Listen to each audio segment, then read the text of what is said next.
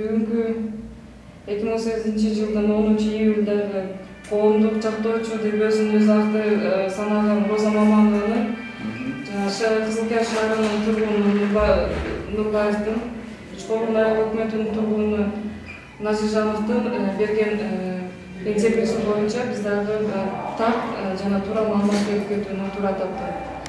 Бул Чкорун айыл өкмөтүнүн 2005-жылда кабыл алынган рейд номер 233 токтому менен ошол Чкорун айыл өкмөтүнүн тургуну Назиржановдун арызы боюнча мыйзамсыз менен ижарага алган жерлеринде мыйзамсыз участок катарында, жер тилкеси катарында айыл тургундарына таркатып берди, Абдрахманов мыйзамсыз иштерди жасап атат деген шылтоолорду айтканы боюнча бул 2015-жылы 2-мартта райондук Кадамжай райондук прокуратурасы тарабынан Назиржановдун иштетип ижарага алып жүргөн жер участкасы ушул райондук прокуратура тарабынан токтотулган.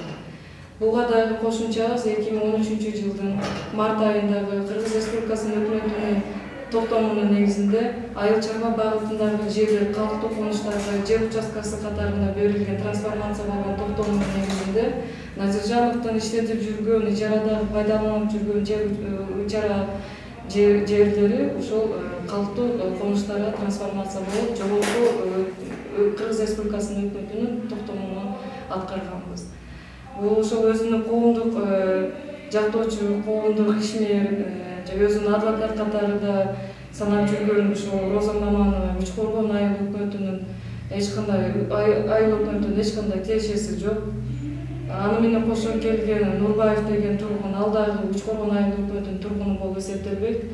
Анан биз ошону көпчүлүк ошол интернет булактарын окуган окурмандарга, көрөрмандарга көңүлүңүздөн буруп кетет элек, мен суранат элем. Ушундай мыйзамсыз жалган маалыматтарды, массалык эмелерди таркатып аткандарга ушул туура багытта ошол биздин Чкорун айыл өкмөтү ошол 2015-жылдан бери ошол Роза Маманова аттуу аял ошо коомдук ишмерди пайда болгондон бери биздин Чкорун айыл өкмөтү ошол соттук же укуктук текшерүүлөрдөн башыбызды көтөрбөй калдык.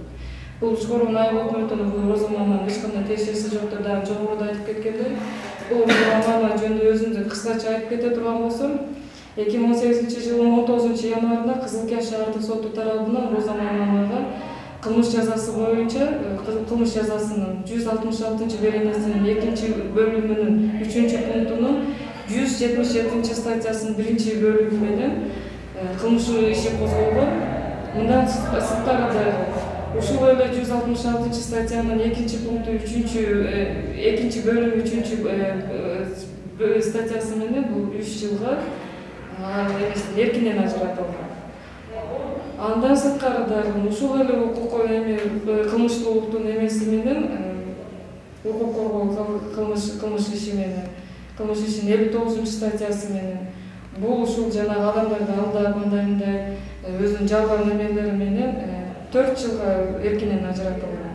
Ушундай моралдык жана эме жактан болгон аял кандай анын акысы бар ушул мыйзам чегинде иштеп жаткан, жогорку органдардан келген токтомдорду мыйзам чегинде аткарып, ошол укук коргоо органдарынын берген сунуштарын, талаптарын, каршылык билдирүүлөрүн аткарып жаткан Чкорун айыл өкмөтүнүн башчысы азыркы иштеп жаткан Абдрахмановдун атына жалган жабар жазып, эме кылып, кайра массалык маалыматтар каражаттарынан тынбай эле чыгып атат. Анан биз ушул укук коргоо органдарынан суранып кетет элем. Мен өзүм ушул Чкорун айыл өкмөтүнүн жогорку катчысы болуп иштеймин.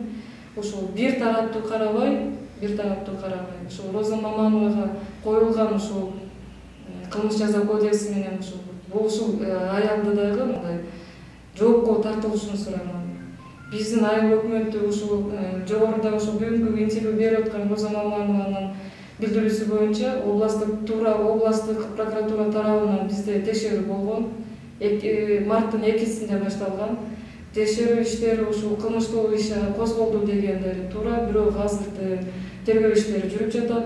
Бул ошо жогоруда айтылып аткан Назиржановдун берген арызы боюнча ушул 2015-жылдагы кайрадан бир ирет тактоо иретинде айтып кетемин. Ушул Кадамжай райондук прокуратурасы тарабынан ушул 233 сандуу токтому менен ижарага алган токтому жокко чыгарылып, Кыргыз Республикасынын 2013-жылдагы калктуу конуштарга трансформация болгон токтомунун негизинде ошол мыйзамдуу түрдө аткарылып, биз айыл өкмөтү ошол мыйзам чегинде иштеп атканын билдирип кетет. Что касается вот этих вот гражданских активистов, которые называют себя правозащитниками, я бы хотел отметить то, что вот эти вот правозащитники, эти вот гражданские активисты, они не имеют никакого отношения к Чурганскому айыл-өкмөтү, тем более к Адамжайскому району.